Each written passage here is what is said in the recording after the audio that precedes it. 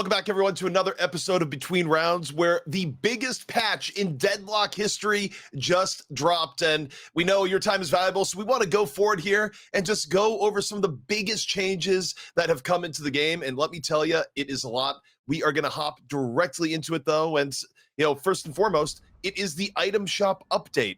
And that means that items have been reworked across the board. How you get stats from items has changed a little bit. The items in the game have vastly been reworked to an extent. A lot of items you used to buy are now gone. A lot of new items are in the game. And on top of it, everything just looks great now.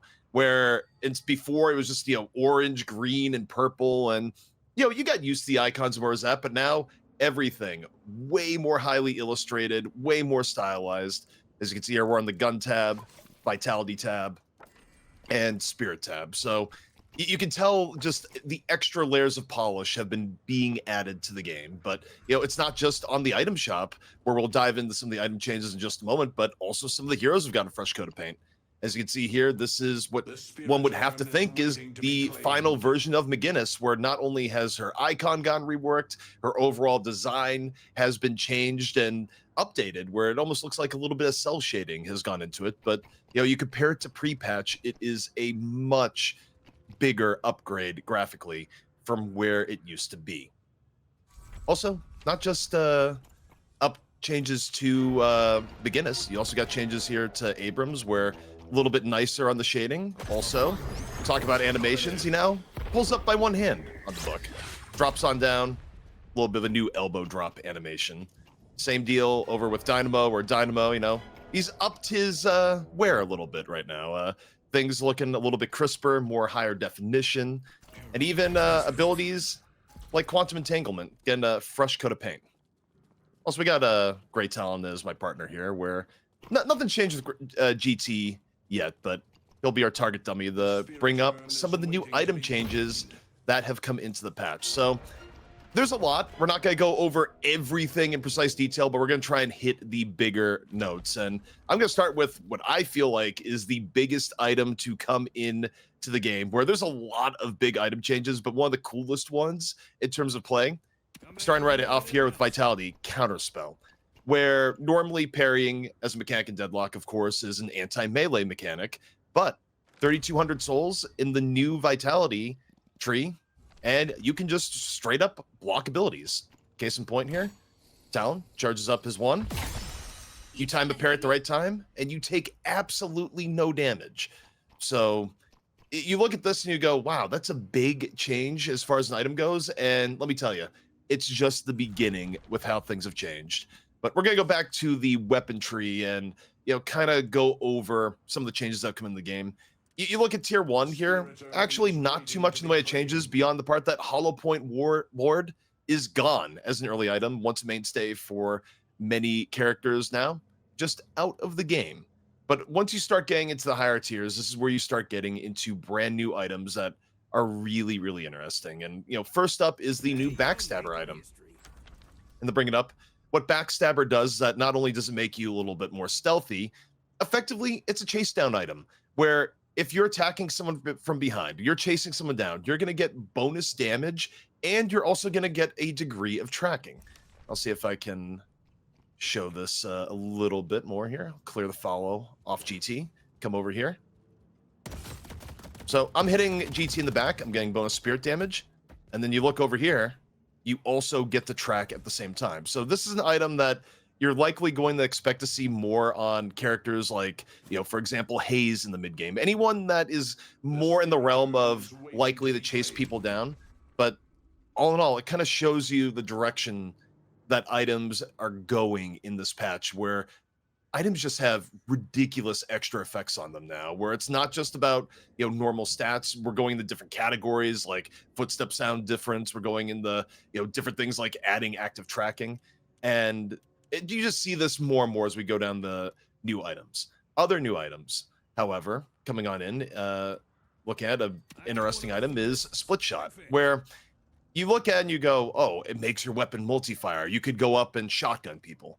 Well, not quite. You still only get one instance of damage while up against people, but let's say I apologize to GT players. GT is just going to be the punching bag for this video. But let's say you have 3 heroes here. You can hit all of them for a brief period of time. So seeing how this gets used is going to be really interesting, both in just, what builds people use for gun damage, how they decide to mix it in, because you can look at a lot of the new items, go, wow, that's OP. You're going to get it every single time. However, so much new stuff has been added that is particularly strong that, you got options, and the options are definitely going to be something where you'll have to consider, is my 1600 worth it for split shot, or things like the new weakening headshot, where this is an item, more of the upgradable sort of item, where some of the bigger items in the game now have more intermediate steps. So weakening headshot is an item that you actually have to buy before you can go into crippling headshot. So you buy weakening headshot and then crippling headshot, you don't pay the full 6400. So there's more of a path to some of the items that normally in the past would just be a straight up hard soul buy. But with this, you can get a little bit of bullet vulnerability earlier in the game. Moving along here, Berserker is an item that's changed, where of course Berserker used to be on a cheaper tier, now more expensive tier, but greater item impact. Nothing too ridiculous here. But now we move on into Blood Tribute, where Blood Tribute, this is an item where, if you're familiar with Dota, this is a game very much like, or the item very much like Armlet, where you crush your own HP, but in exchange, you get more fire rate, you get debuff resistance, you get more move speed.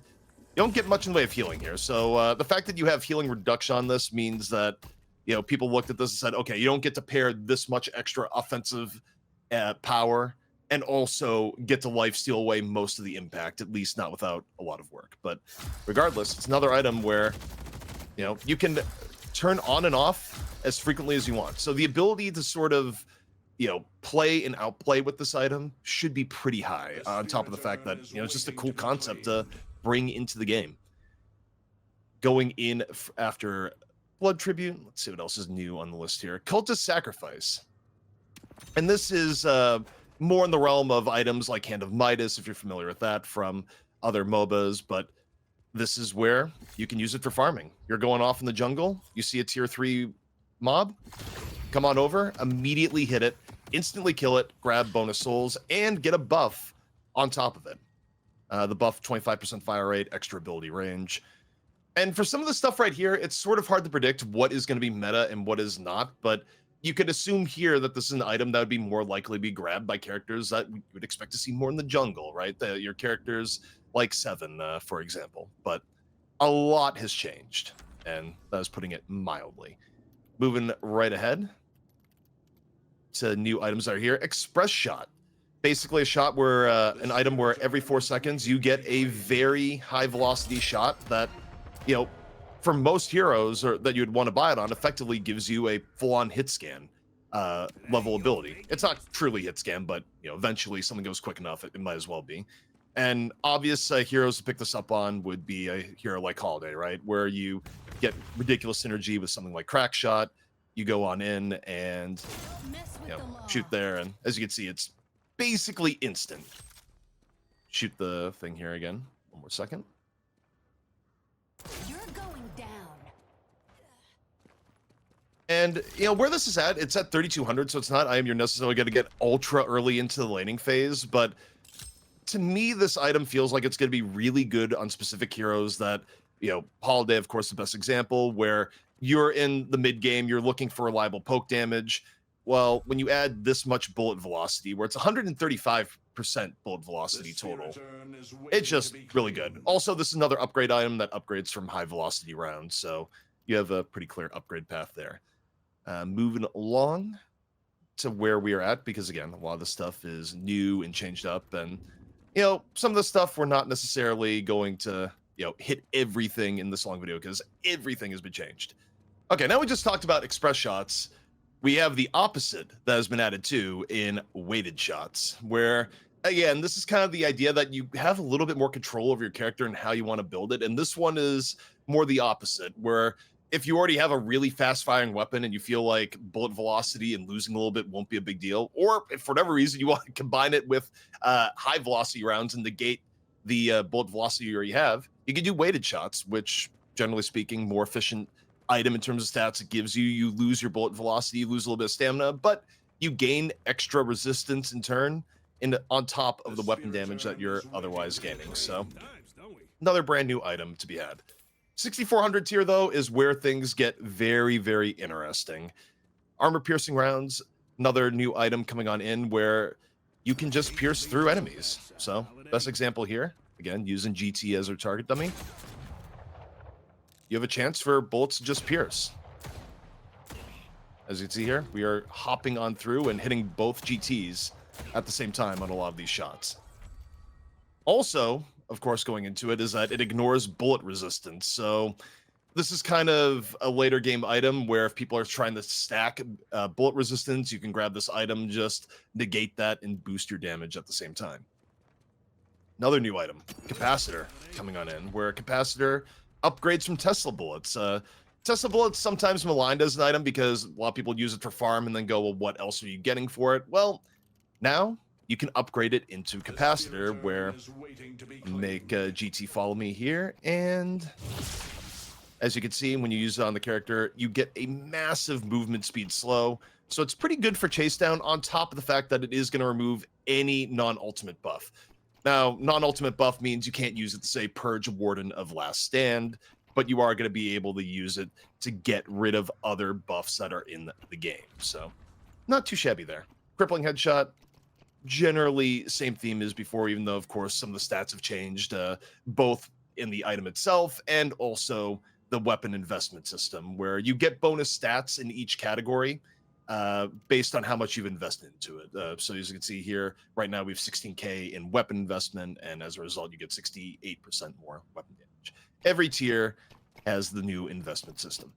Also, brand new, we got Crushing Fists. If you want to invest in the melee, well, you got an even bigger melee item, which, by the way, may not be the greatest idea of some of the new vitality items that have been added into the game. We'll get to that soon. But if you are able to land a melee, well, you fly with this new item, where, of course, at Deadlock, you could use heavy melees for a bit of mobility, and you get more of that with Crushing Fists on top of more damage. Other new items on the docket here. I'm gonna hop over into the Vitality tree. And the biggest one at 800 by a pretty wide margin in terms of something that will be picked up a lot, especially, you know, I don't know if it's going to get picked up as often in top level play where people are, you know, pretty good about timing parries, but even still, it may be, but especially lower the mid-level play where people weren't the best at dealing with melee spam at times.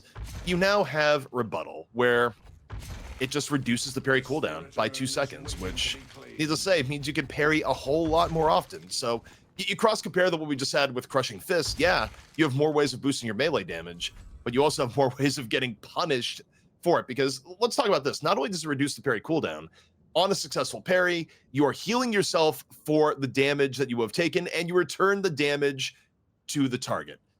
And they're still getting parried, so they're still getting stunned, and you get like a even bigger counter melee of your own. So look, Rebuttal is probably the biggest punish to dropping melees that you could ever imagine. On top of that, while we're talking vitality, a big overall system change to the game is that bullet shields and spirit shields, as they used to be, they're gone. The items that used to give it here have been reworked a little bit. You now get Battle Vest and Enchanter's Emblem, rather than items like Enchanter's Barrier that would give you a Spirit Shield, or Combat Barrier that would give you a Bullet Shield. Now you just get significant bonuses while you are healthy. So these items getting significantly reworked into a new state, and as mentioned, the barriers are gone. And you might be wondering, what does that mean about things like Divine Barrier? Well, Divine Barrier now is a 2-tier item. The opening tier, what is most analogous to the old Divine Barrier, has now been reworked into an item called Guardian Ward. And this item, you know, pretty similar to the old Divine Barrier, but you're not getting both spirit and bullet shielding at the same time anymore. You're just getting one flat barrier that comes on in. As you can see there, 200 barrier getting applied, and goes away pretty quickly. So overall, probably a nerf to where Divine Barrier used to be, especially if you're up against heroes that were doing, you know, both bullet and spirit damage at the same time. But also the item was getting built on everyone, so it probably needed to get hit a little bit. Also, going forward into items and item changes. Taking a look here. Spirit shielding, brand new item here. You get a barrier wherever you take significant amounts of spirit damage from enemy heroes in a small period of time. So the threshold for this is 150, but you take 150 damage and the barrier is gonna go up. I don't think my talent is strong enough to actually hurt me here, so let me boost him up real quick. I'd hate to be on your bad side, Holiday. Also give him his cooldowns back. So this should trigger it. As you can see, the barrier comes on up, and also, I mean, it's a stronger barrier, right? Where this is still a barrier, they'll protect you from bullets, they'll protect you from extra spirit damage, so not the worst in where it's at. Also, same deal, weapon shielding. Gain a barrier when taking a significant amount of bullet damage. So, new items to consider when you're looking to just survive. Now, of course, we opened the video talking a little bit about it, but Counterspell, obviously massive. The fact that you can just outright negate single target abilities or like any instance of spirit damage with a well-timed parry. Something to note, though, is it's not every parry for this item, where it does have a 25-second cooldown upon being triggered. So while you can do that here, if you do another, well, okay, when you have actual cooldowns. Don't worry. I'm somewhat competent at doing this. Give him a 0 back. I got something for ya. So, as you can see, you do one counter spell. You parry right after. You're not going to have the counter spell for a while. The cooldown going on in the lower left. So, it does have a pretty significant cooldown. So it kept in balance a little bit, as opposed to just going around and shielding off everything in the game that is spirit related. But also of real interest here, and again, this you think back to, you know, items in the weapon tree like Cult of Sacrifice, where you're, or not Cult of Sacrifice, but a Blood Tribute, where you're able to, you know, kind of modify how your character is playing here, where you sacrifice HP for bonuses. Kind of in the same vein is Fury Trance, where when you pop Fury Trance, you are silenced and you lose the ability to lose stamina, or use stamina. But in exchange, you get a massive amount of fire rate and a massive amount of bullet resist at the same time. So Fury Trance, another item that it's kind of more of a stand and fight item when you think about how it's going to be used, because you don't want to use it when you're trying to chase someone down because of how important stamina is in Deadlock. People are just going to dash away from you. But when people are diving in on you, or it's a, you know, more of a stand and fight situation, you can pop Fury Trance, and if you're more in on weapon damage, well, you're going to pump damage during the extent of Fury Trance being up. Moving along to new things of note. When below 30% HP, the new Spirit Resilience item gives you extra Spirit Resist, so less likely to get finished off by things that do heavy Spirit damage. In this case, you know, we have the GT up on the other side, you know, maybe less likely to die from GT's 1 within there. More interesting in terms of new items is Trophy Collector, where whenever you score an assist or kill, you gain extra stats across the board. And this is, of course, an item that you'd want to get earlier into the game and build up to full power by the mid-game. But it's also an item that's more of a gamble, because if you are having an absolutely terrible game, then, well, you're not going to get as much impact. But the fact that you get passive soul generation here, too, does feel like it's something that you'd be more likely to get on characters trying to be more support rather than farm the jungle the entire way through, right? Like if you're in a more active play style where you're roaming, setting up kills, you're gonna enjoy the bonus soul generation here more so than someone that is off trying the jungle or solo farm lanes. So clearly designed a little bit more for people that are going to be more active in the game. Also, in terms of reworks here, obviously barriers got changed, as we talked about earlier in the video.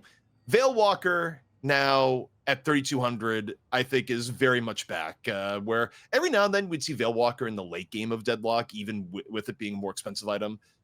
It's less expensive now. It's not barrier based. You're still getting a little bit of heal for going in and out of veils, but you stop and think about it. Veilwalker was good even before tons of veils were added to the map.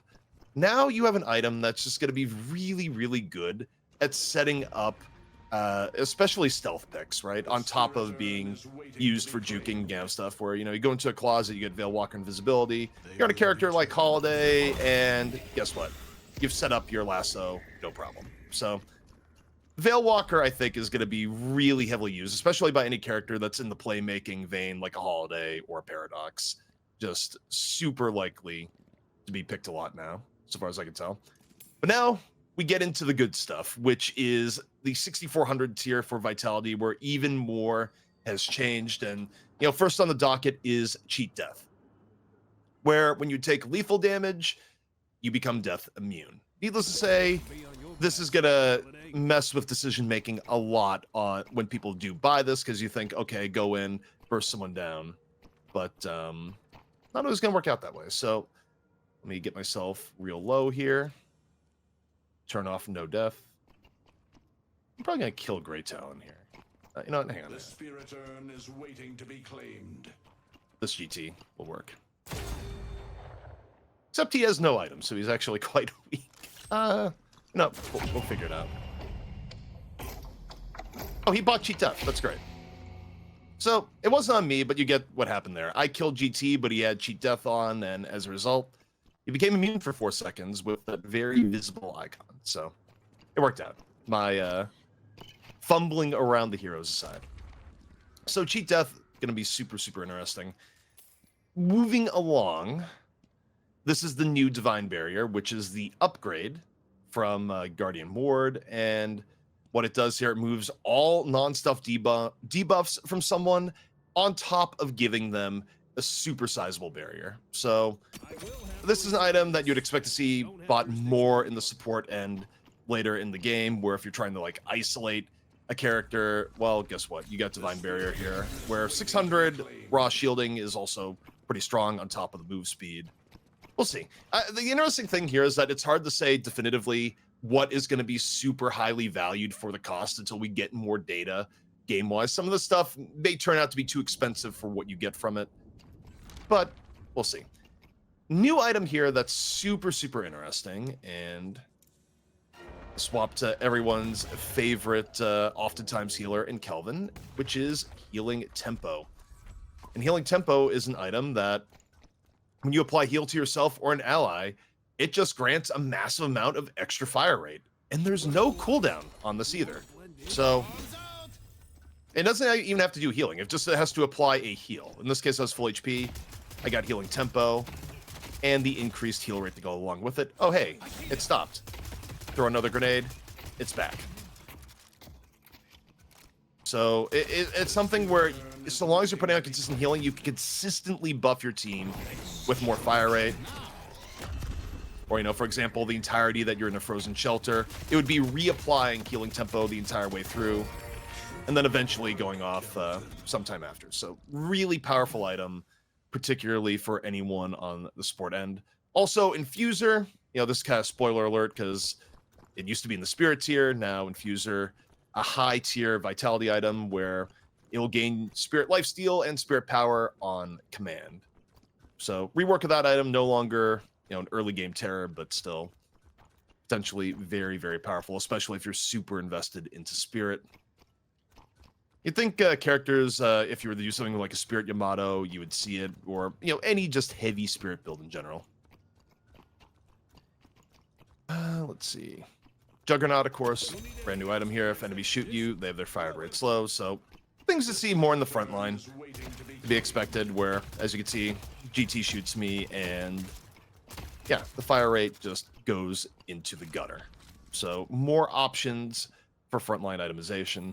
What's really interesting here, though, is plated armor, where you have a chance to just outright ignore incoming bullet damage, or at the very least prevent on-hit effects. So you think about what is a normal on-hit effect, something like Lucky Shot back over here, in the gun tree. Well, you proc Lucky Shot and you roll on-hit prevention in from plated armor. That is going to prevent that damage. So plated armor, another way of boosting survivability into the late game. Other interesting items here too, Spellbreaker, where next instance of high spirit damage you take is significantly reduced. So I'll go to my, hang on. I'll go to my slightly powered up GT here. And if getting counterspelled wasn't enough, you're running Spellbreaker. As you can see, didn't really take too much damage there. Did put it on cooldown, but 14-second cooldown, pretty generous for Spellbreaker. So if you're in a game where you have things like a powered up GT that can chunk you for HP, maybe an item you want to consider buying. Also, super interesting coming in here is Witchmail, where when you take a heavy hit of spirit damage, the threshold being 75, items that you have on cooldown can be reduced. So if you have only one item on cooldown here too, that will be the item that, or that will be the ability that is hit the cooldown. So ideal usage here is situations where you're taking good spirit damage and you have, say, a bigger ability that you want to get off cooldown. You know, for example, even a character like Warden for Last Stand, right? You would get more freaking Last Stands if you're taking damage in the front line. See if this reduces my Frozen Shelter here. I'm gonna throw out a grenade at the same time for testing, but oh, actually no, I'm not. Well, as you can see, reduced the cooldown of Frozen Shelter. So Witchmail, I'm curious to see how this gets built in the builds, where to me a general theme about a lot of these items is that you're adding such immense item power into the game that seeing what people find valuable now that this is out in the wild and, you know, is going to be put into competitive scrutiny in upcoming tournaments like Deadlock Fight Night, it's going to be super cool to see what people really value. But moving along here into the Spirit Tree, where, you know, again, some of these things are a little bit interesting, where, you know, you think about the old Withering Fire, now it's Rusted Barrel, and it's a super early item now too, by the way, that upgrades into a new item, Disarming Hex. And at 800, I mean, this is more viable than perhaps it's been in the past, where losing fire rate for this minimum level investment could hurt. I'm curious to see how it ends up getting built in priority, but I think a lot of it will just be building towards Disarming Hex now that you have a another good viable disarm in the game. 4-second disarm available at 3200. So even though you look at gun items where you've gotten a lot of cool new abilities like armor piercing rounds, split shot, etc., you also get a little few extra counters in the game now too, the itemize if you're just getting run over by a team that's just building completely into the orange. Looking at other cool things here, you know, a bit of itemization changes here where, you know, things like improved cooldown, you know, getting renamed here, compress cooldown, and, you know, more focused also in the just specifically targeting one ability. So you get a little bit more customization over and in. Other interesting thing that's in here too in terms of upgrades, where I feel like the Spirit Tree is doing even more of it at times, is, you know, things like QSR now have a late game upgrade in Mercurial Magnum, which we'll get to in a moment. But once you start getting into the 3200 tree is where stuff gets very, very interesting. Obviously, you know, a big one, Disarming Hex coming on in. The other option to have there. But also, Silence Wave. Where you think about, you know, how the game has kind of gone out of its way to punish people for getting close or, you know, ultra deathballing. Having the ability to just drop a massive silence, you know, could be one of the things that is a game-changing play. But yeah, after Silence Wave, we're going to move on to talking a little bit more about the 6400s here. And yeah, in terms of things getting upgraded here, you got a new upgraded Cold Front. Goes into Arctic Blast at 6400, where obviously maintains the same of the item, but straight up adds a freeze with bonus damage while the character is frozen. Kind of thematic here that I just coincidentally happen to be on Kelvin. But as you can see, the freeze comes out, and you know, here I'll make Town follow me here. You'll get an idea of just the fact that it stops movement. Stops movement, and if you take damage during it, you take a little bit of extra bonus damage. So be interesting to see how that ends up getting built. Also moving over to completely brand new, you got the Focus Lens, and the Focus Lens, this is an item where not only does it add a silence to a hero, but also 30% more damage for any damage taken. So it is a focus fire weapon or rather focus fire item on top of a CC item. So as you can see, drop it on the GT here, do a little bit of damage, and you get bonus damage at the very end. Also of interest here is Lightning Scroll, where, and this is an item where, to be clear, it only affects ultimates that do damage. So if you're the grab out, say Kelvin, you're not going to stun people within Frozen Dome because you're not doing damage at the same time. But let's see here, if you grab a character like Vindicta, and then grab something like Lightning Scroll, where I'm not saying this would be necessarily good on her. Oh, actually, it doesn't work on... Vindicta cannot buy it. It does not work on characters that have charges, is where we're at. Also, I knew that before starting to make the video, but I brain dumped it in the moment. It would be too good, which is where I went here. But grab a different example here. Like, let's say, for example, a Haze. No charges to be had, so you are going to be able to buy Lightning Scroll. Buy Lightning Scroll, and drop this. As you can see, you have a Lightning Scroll icon that goes up, and the Lightning Bolt hits just a little bit after adding to the stun. Or, hey, well, I got GT here. Let me just warp in the GT's body here. You're not messing around, are you? Buy the scroll. I can still hope. If you thought the owl was annoying when you got hit once, imagine what happens a second after where you get hit again. So, Lightning Scroll is going to be interesting to see who's going to decide to buy it. The one thing against it, perhaps, is that it is, at 6,400, it is a pretty high investment. One of the more interesting items, though, in terms of who may build it and the fact that it does add quite a bit of damage, is Mercurial Magnum. It is an upgrade to QSR, and it is based on the base damage that your gun has. So you think about characters with higher base damage on their gun, something like a Warden, who usually was building QSR anyways, pre-patch. So you see generally high bullet damage. Now, we'll get to a spot where you'd normally, say, drop a QSR. Get a massive amount of bonus spirit damage on top of your normal gun. So this item I actually could see getting built on characters like Warden. Overall usage TBD, but you know, on face value it seems pretty good. Also, the base bullet damage does scale with extra spirit on top of this here. So let's say you're at 41% base spirit damage here, and you have Boundless Spirit on top of it. Well, you get 74 bonus spirit damage.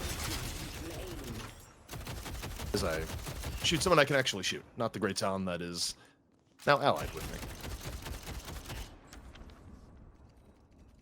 Also, interesting note here, Refresher restores all charges, so...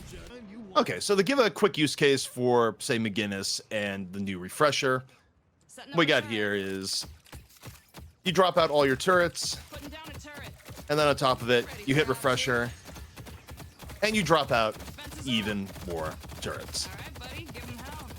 So let's see how this works with characters with charges. Also, you change off here to Vindicta. I believe it'll also restore charges of Assassinate. All charges rather than just one. Should wait until Refresher was off cooldown. Gets easier every time. But yeah, needless to say, you can throw out a bunch of Assassinates were you ever to go Refresher Vindicta. Not saying it's a good idea, but you do have the option, which is kind of the theme of a lot of things within this patch with all the new items. Another new item, Scourge, where you give spirit resistance on an ally or yourself, and you are able to do a ton of max HP damage. So it's like clearly something to help the front line where you're at. But as you can see, you walk forward, you get the spirit resist, you get extra damage.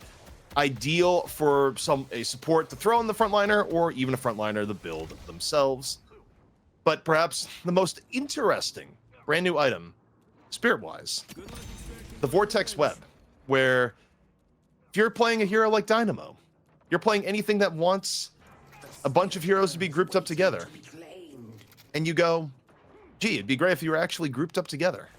Well, I present to you the Vortex Web. pulls everyone together. A super, super interesting active item and what it can actually set up. And also the fact that it just punishes people for being close up to begin with.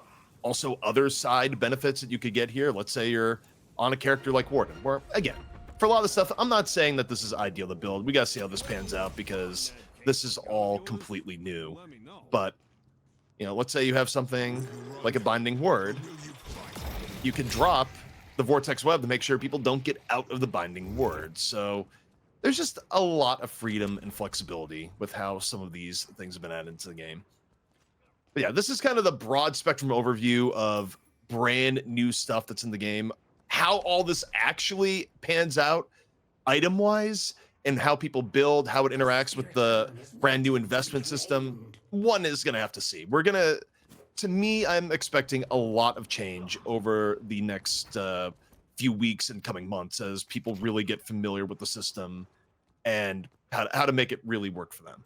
But also, here as I go back in on the other team so I can show you the base, aside from the item shop, which is the biggest part of the patch by far, obviously we got a new base on top of it here where the patron is in his own castle, and I'm still in the enemy team. You know what? I'll go into my own base here, is what I'm going to do. But overall, the new base changes that have been put into the game very likely are going to make things a little bit more perilous for the attackers than it was pre-patch, where the base was a little bit wide open. And at times, even at the highest levels of play, pushing into a base could feel like a formality, so long as you didn't have something like a Bebop or, you know, a really good Paradox on their side that could swap and make things difficult for you. And look, new base looks beautiful. I doubt this is even the final textured form of it, but you have to go up elevation now. And the fact that you're going up elevation to this extent, it just gives more defenders advantage. It gives more ability to set up cool flanks of those going in. Overall, game-wise, it may have the side impact of increasing game length a little bit when going in for the attack is not as free as it used to be. But it also means that if you're down, say, 30k, 40k, you have more of an ability to maybe make a late-game comeback. Also, the patron here has a nice little throne, but when first stage patron is down, this will transform into the pit that we all know and love. Regardless, this has been a pretty long video to go over here so far. There are other changes that have come into the game. Things like, for example, buffs being now 5 minutes and general balance changes across the board. May do another video, follow-up video here, just talking about the general state of balance in the game going on, but this was mostly focused on some of the new map changes and the items as they are. The best way to experience all this, though, is just start up the game yourself, get some games in, and see where it all is. This is a really exciting patch, and that'll do it for here on our just quick review on the newest stuff in Deadlock. But we'll see you next time with a full update on where everything is at in competitive play, what the pros have done with all of this, and how the game has evolved to these massive changes here in Deadlock.